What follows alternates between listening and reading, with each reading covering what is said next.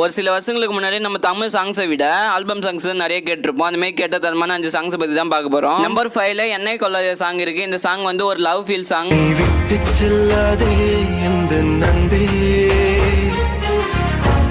Number 4வது இடத்துல கண்ணுக்குள்ள நிக்கிற என் காதலிய சாங்.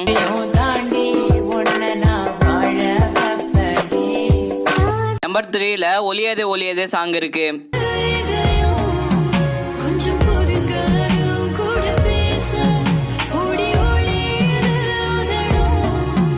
நம்பர் 2வது இடத்துல அழகே அழகே சாங் இருக்கு.